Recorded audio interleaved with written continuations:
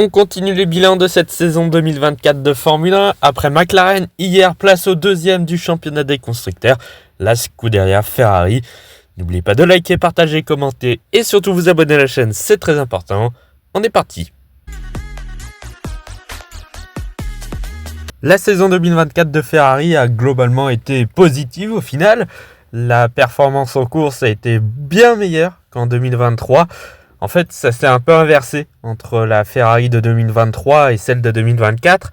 L'année dernière, Ferrari était très performante en qualification. Elle arrivait à faire de nombreuses pole positions, mais elle n'a rien converti ou quasiment rien en course, à part une petite victoire à Singapour. Sinon, rien du tout. Et cette année, ça a été l'inverse. En qualification, c'était un peu plus compliqué, mais en course, on a revu une Ferrari compétitive et qui pouvait jouer des victoires. Cette saison, Ferrari a obtenu 4 pole positions pour 5 victoires, ce qui est plutôt intéressant quand même. La performance a été au rendez-vous. Au début de saison, elle était là, la Ferrari, elle était parmi les meilleures voitures. Alors derrière la Red Bull qui était à ce moment-là encore très dominante, mais elle était devant les McLaren, devant les Mercedes également. Et puis ensuite, il y a eu un moment de creux entre le Canada jusqu'à environ les Pays-Bas où la voiture a eu du mal à performer. Il y a eu quelques podiums sur cette période. Mais enfin bon, ça restait compliqué. McLaren était passé devant. Et d'ailleurs, c'est là où se fait l'écart au championnat des constructeurs d'ailleurs. Ils perdent le titre pour 14 points. C'est certainement dans cette période qu'ils ont perdu énormément de points sur l'équipe britannique. Et puis ensuite, sur le reste de la deuxième partie de saison, à partir de l'Italie, assez surprenamment, on a retrouvé les Ferrari. On ne s'attendait pas forcément à ça en Italie et ils ont réussi à gagner. Alors c'était pas forcément grâce à la performance pure, mais plutôt à une stratégie extrêmement bien maîtrisée. Mais ensuite, sur le reste de la saison, la Ferrari, elle a été performante. Elle a réussi à gagner 2 autres Grands Prix ensuite en fin de saison aux États-Unis et au Mexique. Elle était dans le coup globalement toute la saison. Et au final, ça jouait le titre constructeur jusqu'au bout pour la première fois depuis un paquet de temps. Ça faisait longtemps que Ferrari n'avait pas joué un titre constructeur jusqu'à la fin. Bon, malheureusement, toujours pas de titre à Maranello. Franchement, cette année, ils ont maximisé la performance, contrairement aux années précédentes, où, franchement, il y avait beaucoup d'erreurs, il y avait beaucoup de points manqués, assez bêtement parfois. Là, cette année, pour le coup, on ne peut pas reprocher grand-chose à Ferrari. Les stratégies ont été correctes, dans la plupart des temps. Bon, il y a eu des fois où c'était un peu bizarre, mais bon, ça reste Ferrari quand même. Mais franchement, c'était pas si mauvais que ça. La voiture, à part ce petit creux un petit peu dans la saison où c'était un peu plus compliqué, globalement ça allait. Les pilotes, ils ont quasiment fait un travail irréprochable. Les 2 pilotes, que ce soit Leclerc ou Sainz, franchement, on pouvait pas trop leur demander plus. Vu la voiture qu'ils avaient, c'était pas la meilleure non plus, sauf sur certains Grands Prix. Globalement, c'était soit la Red Bull, soit la McLaren la meilleure. Ensuite, il y avait Ferrari en 2 ou 3e force du plateau. Donc, ils ont réussi globalement à faire des beaux résultats quand même. Donc, ouais, au final, tout a été maîtrisé. Tout a été maximisé. Je vois pas trop ce qu'il y aurait eu de plus à faire au final. Rappelez-vous, en mi-saison, franchement, il n'y a personne qui se disait que Ferrari pouvait jouer le titre constructeur jusqu'au bout. C'est environ vers les États-Unis, le Mexique, où Ferrari a gagné les 2 courses de suite. On a commencé vraiment à voir que l'écart avec McLaren et Red Bull était en train de se rétrécir et que ça pourrait jouer le titre mondial. Et au final, c'est ce qui s'est passé. Mais voilà, au global, la performance de la voiture était un cran en dessous de McLaren. Gagner le titre constructeur n'aurait pas forcément été totalement mérité en termes de performance pure. Maintenant, je trouve qu'ils ont été meilleurs dans la gestion des week-ends, contrairement à McLaren qui a fait quelques erreurs quand même durant la saison, alors qu'ils avaient la voiture. Un petit peu comme ce que faisait Ferrari ces derniers temps en fait. Non, franchement, cette année, la Scuderia, elle a changé. Frédéric Vasseur, il a restructuré un peu cette équipe italienne qui était en train de partir en sucette ces derniers temps. Depuis qu'il est arrivé l'année dernière, ça va mieux, ça va beaucoup mieux. On a retrouvé un changement entre la Scuderia Ferrari de Mattia Binotto par exemple et celle de Frédéric Vasseur. C'est presque le jour et la nuit finalement. Donc oui, au final, je dirais que la Scuderia Ferrari a fait une très belle saison 2024. Peut-être même au-dessus de ce qu'on pouvait espérer de Ferrari cette année. Donc hâte de voir l'année prochaine avec un duo Leclerc-Hamilton. Franchement, en 2025, faudra surveiller Ferrari. Il y a moyen d'aller chercher un petit titre pilote ou constructeur l'année prochaine pour la première fois depuis 2008. Ça fait un paquet de temps que Ferrari n'a pas été couronné. il serait temps quand même maintenant. En tout cas, pour en venir au pilote, déjà Charles Leclerc dans un premier temps qui a fait une très belle saison 2024, je trouve. Un des meilleurs pilotes cette saison, franchement. Voilà, il termine 3e au championnat à seulement 18 points de Lando Norris qui a eu quand même une voiture globalement plus compétitive que la Ferrari. Donc non, franchement, la saison, elle est superbe de la part de Charles Leclerc. Un peu sous-estimé, je trouve. On n'en parle pas souvent, mais quand même, 21 top 5 en 24 courses, c'est énorme. Il y a un seul abandon cette année. C'est très peu par rapport aux années précédentes où il y a beaucoup plus d'abandons d'habitude. Bon, il y a eu le cauchemar du Canada. C'est le début où Ferrari a commencé à valser dans la période du Canada jusqu'aux Pays-Bas environ. La voiture était moins compétitive, même beaucoup moins dans certains week-ends où c'était vraiment la galère pour Charles Leclerc. Il y a la Grande-Bretagne et l'Autriche où il ne marque même pas de points, où il termine 11e et 14e de ses courses. C'est vraiment un cauchemar pour lui. Mais sinon, tout le reste, à chaque fois où il marque des points, il est dans le top 5. Donc franchement, ça, c'est nickel. Il a été un petit peu bousculé sur les premiers Grands Prix de la saison où Carlos Sainz, globalement, était plus performant que le Monégasque. En tout cas, en résultat en course, il était devant la plupart du temps. Donc les premiers Grands Prix de Charles Leclerc, malgré qu'il terminait à chaque fois dans le top 5, bon, ça sautait pas au plafond non plus. Il n'y avait pas de victoire, contrairement à Sainz qui s'était imposé en Australie. Donc le début, bon, c'est dit c'est cool, mais Carlos Sainz fait mieux. Bon, et puis après, à partir de la Chine, à partir de Miami environ, Charles Leclerc a repris sa marche en avant, a repris le pas sur Carlos Sainz, même si c'est pas un écart énorme entre les deux coéquipiers finalement. Leclerc menait quand même Carlos Sainz autant en qualification qu'en course. Je trouve que pour la première fois depuis son aventure chez Ferrari, depuis 2019, il a eu une saison sans malchance, ou quasiment sans malchance. Chaque année, il avait toujours au moins un truc dans la saison où il y avait une course qui lui échappe pour pas grand-chose, pour un problème. Je pense à Bahreïn en 2019, je pense à d'autres courses, par exemple à Monaco en 2021. Enfin, sur toutes les saisons, vous avez toujours quelque chose qui s'est passé pour Leclerc. 2022, on n'en parle même pas. 2023, il s'est passé aussi quelques petits trucs, quelques malchances pour Leclerc. Cette année, bon, franchement, il n'y a rien eu. Bon, peut-être le Canada, mais bon, globalement, la voiture n'était pas performante, donc de toute façon, il ne pouvait rien faire. Et même, il a brisé la malchance à Monaco. Lui qui n'avait jamais terminé sur le podium à domicile, qui avait eu tellement de désillusions. On se rappelle de 2022 où il aurait pu potentiellement gagner la course. Au final, il perd le podium sur une erreur stratégique. 2023, il aurait pu monter sur le podium, il se prend une pénalité sur la grille.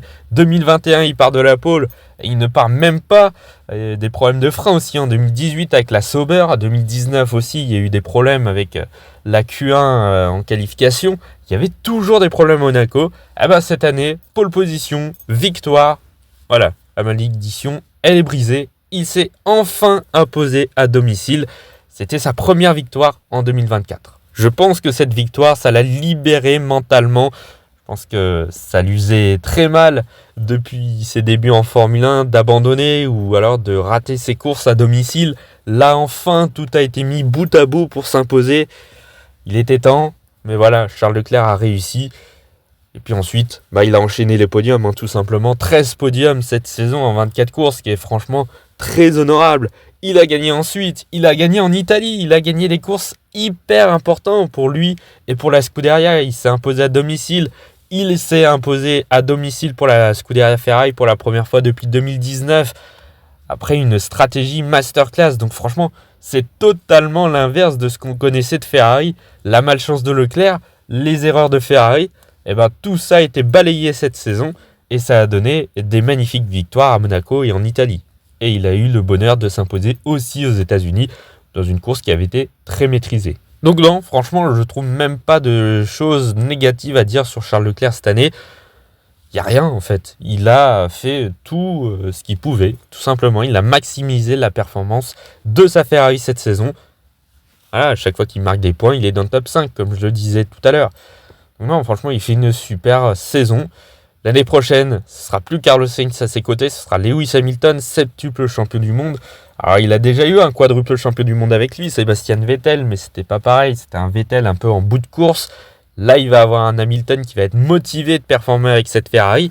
L'année prochaine, il va falloir faire plus attention pour Leclerc, mais s'il refait une belle saison comme cette année, franchement, il n'y a pas de quoi avoir peur de Lewis Hamilton l'an prochain. Mais attention quand même. Et pour Carlos Sainz, cette année, lui aussi a fait une belle saison. Globalement, il termine à la 5e place au championnat, à seulement 4 petits points d'Oscar Piastri. Il était pas loin de choper la 4e place en fin de saison à Abu Dhabi. Lui aussi, il a fait une belle saison. Il s'est imposé 2 fois cette année, c'est la première fois que ça lui arrive. Il avait gagné une fois par saison en 2022 et 2023. Là, cette année, il s'est imposé 2 fois en Australie et puis au Mexique, où il a fait une très très belle course, un très beau week-end d'ailleurs, pole plus victoire. Que c'était vraiment son week-end référence à ce moment-là. Franchement, Carlos Sainz, lui aussi, a fait une belle saison. Plusieurs podiums, 2 victoires. C'est ce qu'on attendait globalement de Carlos Sainz. Lui aussi a été plutôt régulier cette saison. 15 top 5 en 23 courses, puisqu'il n'a pas participé à la course de Jeddah. Un début de saison qui a franchement été très impressionnant, puisque alors il rate la 2e course à Jeddah, mais sinon les 3 premières courses auxquelles il participe, à Bahreïn, en Australie et au Japon, il termine à chaque fois sur le podium, dont sa très belle victoire de l'Australie. Je disais tout à l'heure que sa victoire au Mexique avait été dominatrice, mais l'Australie aussi, il l'a superbement bien géré, et personne n'est allé l'embêter ce jour-là. Quand il est devant, Carlos Sainz, il peut faire de très belles choses. Et on l'avait déjà vu l'année dernière, à Singapour par exemple, où il avait fait une course exceptionnelle. Après ces 3 podiums sur les 4 premiers week-ends de course, il a obtenu des top 5, d'autres top 5 durant la saison. Et puis ensuite, lui aussi a été victime de la moins bonne performance de la Ferrari. Et lui, ça s'est vu plus que Charles Leclerc, qui lui arrivait à faire quelques podiums sur cette période. Pour Carlos Sainz, sur les 7 courses suivantes, et même un petit peu plus tard quand la voiture a commencé à reperformer un peu, il n'était pas totalement présent. Il n'avait obtenu qu'un seul podium. Et encore, avec pas mal de chance en Autriche, où il y avait eu l'accrochage entre Norris et Verstappen. À ce moment-là, il a commencé à perdre un petit peu pied, où il arrivait à faire quelques top 5 de temps en temps, mais voilà, les performances étaient beaucoup moins bonnes qu'en début de saison. Au moment où la Ferrari était moins performante, il a moins maximisé les choses. Il restait dans les points, mais c'était moins impressionnant. Et Leclerc avait vraiment pris le pas à ce moment-là. Et puis une fois que la voiture a recommencé à performer, on a retrouvé Carlos Sainz à des bonnes positions, a recommencé à monter sur les podiums tout simplement. Sa victoire au Mexique donc non, franchement sa saison elle est solide. Carlos Sainz, on avait connu beaucoup pire avec lui sur la Ferrari en 2022, c'était vraiment compliqué pour lui. 2023 ça allait encore. Cette année, je pense qu'il s'est même amélioré par rapport à l'année dernière.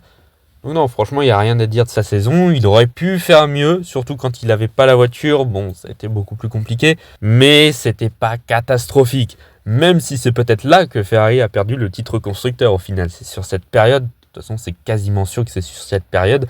Mais Sainz n'a pas réussi à faire de très belles performances malgré une voiture un peu moins performante. Ce que Leclerc a réussi à faire avec quelques podiums. Donc non, au final, la saison de Carlos Sainz, elle est très bien. Bon, malheureusement, l'an prochain, il ne sera plus dans un top team. Il va se retrouver dans la voiture qui est la 9e force du plateau chez Williams.